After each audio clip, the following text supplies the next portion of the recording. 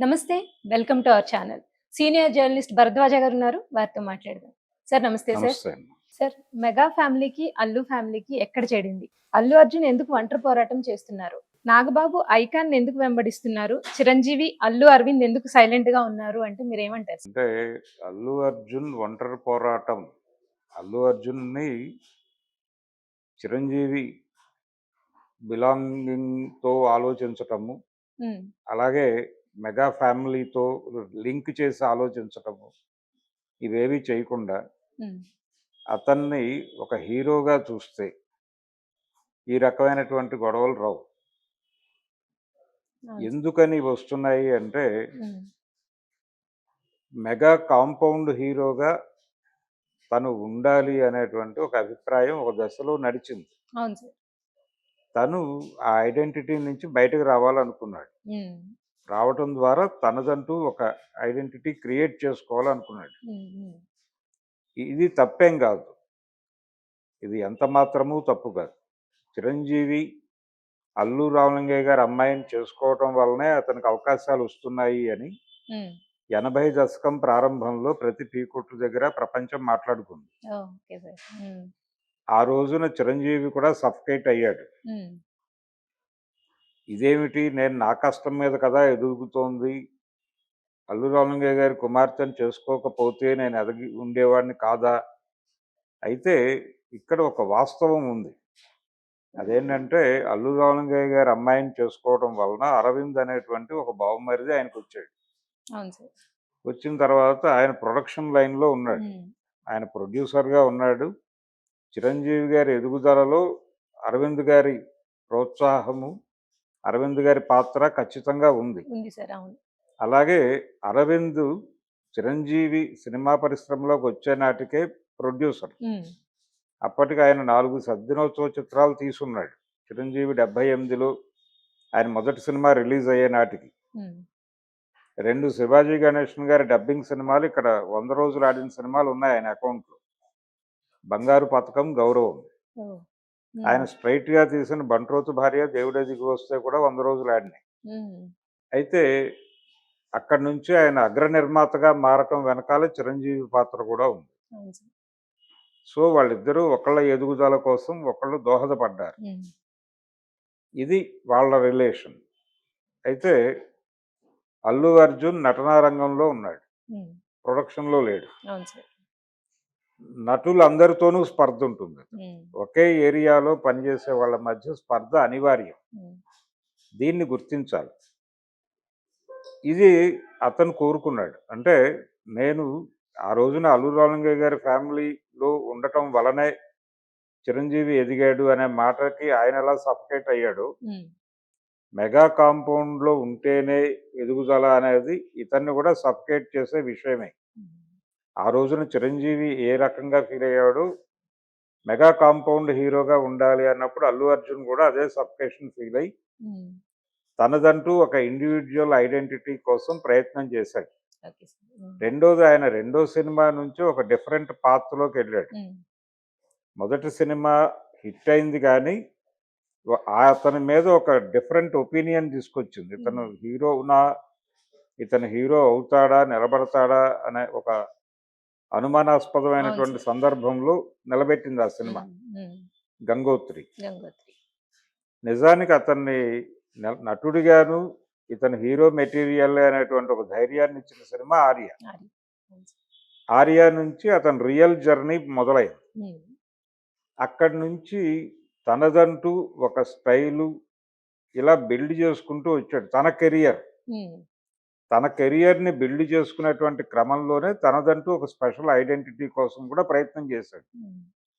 ఈ ప్రయాణంలో అతని సినిమా ఈవెంట్స్‌లో కూడా, అంటే ఈ సందర్భంగా అభిమానులు ఎలా చూడటం మొదలుపెట్టారంటే, ఏ హ్మ్. హీరో ఆ కాంపౌండ్ నుంచి వచ్చిన ఏ హీరో ఫంక్షన్ అయినా సరే, అక్కడ చిరంజీవి, పవన్ కళ్యాణ్ అపియర్ అవ్వాలి అని కోరుకునేవాళ్ళు అవును ఆ సార్. వేదిక మీద. హ్మ్. ఇది కొన్ని సందర్భాల్లో జరిగింది, కొన్ని సందర్భాల్లో జరగలేదు. ఆ! దానికి ఇతను కారణం కాదు. రకరకాల కారణాల వలన వాళ్ళకున్నటువంటి ప్రోగ్రామ్స్ రీత్యా వాళ్ళు వచ్చేవాళ్ళు కాదు. హ్మ్. రానప్పుడల్లా ఇదొక కాంట్రోవర్సీ అయ్యేది. అట్లా ఒక సినిమా ఫంక్షన్ సందర్భంగా అల్లు అర్జున్‌కి సంబంధించిన సినిమా ఫంక్షన్‌కి పవన్ కళ్యాణ్ రాలేదు అని అభిమానుల నుంచి నినాదాలొచ్చినప్పుడు హ్మ్. ఆయన దీని మీద మాట్లాడాలి అన్నప్పుడు నో అన్నాడు. హ్మ్. ఆ హ్మ్. నో అన్న దగ్గర నుంచి ఈ వివాదం ముదిరింది. హ్మ్. అంటే ఇతను వాంటెడ్‌గానే వాళ్ళని అవాయిడ్ చేయదలుచుకున్నాడు. హ్మ్. ఈ అవాయిడ్ చేయదలుచుకున్నాడు అనే దాని మీద ఆయన నిలబడ్డాడు తప్ప వీళ్ళని అగౌరవపరచాలనేది ప్రోగ్రామ్ కాదు. అవును సార్. హ్మ్. చిరంజీవినో లేకపోతే పవన్ కళ్యాణ్‌నో అగౌరవపరచాలి అనేది కాదు ప్రోగ్రామ్. హ్మ్. నటుడిగా ఉన్నాడు కాబట్టి చిరంజీవితో కూడా అల్లు అర్జున్‌కి స్పర్ధ ఉంటుంది. పోటీ ఉంటుంది. హ్మ్. చిరంజీవి రికార్డులను బద్దలు కొట్టాలి అనే ప్రోగ్రామ్ ఖచ్చితంగా ఉంటుంది. అవును. ఒక దశలో చిరంజీవి గారిని అడిగారు. మీకు పోటీ ఎవరు అని ఆయన 1-10 చిరంజీవి అనే వాతావరణం నడుస్తున్న రోజుల్లో. హ్మ్. ఆయన ఆ పత్రికకి ఇచ్చిన ఇంటర్వ్యూలో చెప్పిన మాట ఏంటంటే, హ్మ్. ప్రతి ఒక్కడిని నేను పోటీగానే చూస్తాను ఓహ్! అని చెప్పాడు. హ్మ్. ఆ టైంలో 'చిత్రం బళారే విచిత్రం' అనే సినిమా చాలా పెద్ద హిట్ అయింది నరేష్‌ది. హ్మ్. హ్మ్. ఆ ప్రస్తావన చేసి ఆ సినిమాతో హిట్ కొట్టాడు కాబట్టి నరేష్ కూడా నాకు పోటీయే ఇప్పుడు అని చెప్పాడు ఓహ్! Okay sir. హ్మ్. చిరంజీవి. హ్మ్. అవి రికార్డ్ ఉంది ఇప్పటికి. హుహు. కాబట్టి సినిమా ఇండస్ట్రీలో నటన రంగంలో ఉన్నారు కాబట్టి అల్లు అర్జున్‌కి, చిరంజీవికి కూడా పోటీ ఉంటుంది. ఆ కాంపిటీషన్ అనేది కంపల్సరీ రామ్ ఉంటుంది. చరణ్‌తోనూ పోటీ ఉంటుంది. పవన్ హ్మ్. కళ్యాణ్ సినిమాలు చేస్తే పవన్ కళ్యాణ్‌తో కూడా పోటీ ఉంటుంది. హ్మ్. దీన్ని అక్కడి వరకే గుర్తించాలి ఆ స్పర్ధని. హ్మ్. దాన్ని పర్సనల్ లెవెల్‌కి ఎక్స్‌పాండ్ చేసి ఆలోచిస్తున్నారు. అవును సార్. ఇలా సెంటిమెంటలైజ్ చేస్తున్నారు విషయాన్ని. అవును సార్. ఈ సెంటిమెంటలైజ్ చేయటానికి బిట్వీన్ ది లైన్స్ స్టోరీలు అల్లుతున్నారు. హ్మ్. అంటే అతను మాట్లాడిన దానిలో ఏదైనా దొరుకుతుందా? హుహు. అంటే వీళ్ళకి వ్యతిరేకంగా. హ్మ్. అలాగే వీళ్ళు మాట్లాడే మాటల్లో అతనికి అతనికి వ్యతిరేకంగా వ్యతిరేకంగా. ఏదైనా దొరుకుతుందా అనే పరిశోధనాకారులు ఎక్కువైపోయారు. హ్మ్. ఆ ఎక్కువైపోవటంతో మీడియాలో రకరకాల కథనాలొస్తున్నాయి. హుహు. అతను అంటే నాగబాబు గారు ట్వీట్ చేశాడు. హ్మ్. ఒక వివేకానంద కొటేషన్ ఒకటి పెట్టాడాయన. హ్మ్.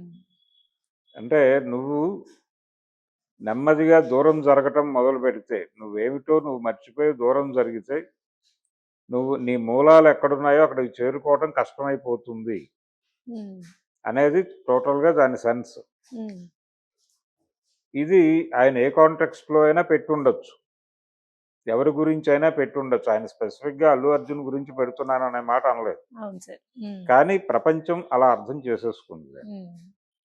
చేసేసుకుని ఇది అతన్ని టార్గెట్ చేస్తూ పెట్టింది అని. హ్మ్. ఇదే టైంలో ఇంకొక ట్వీట్ వైరల్ అవుతోంది.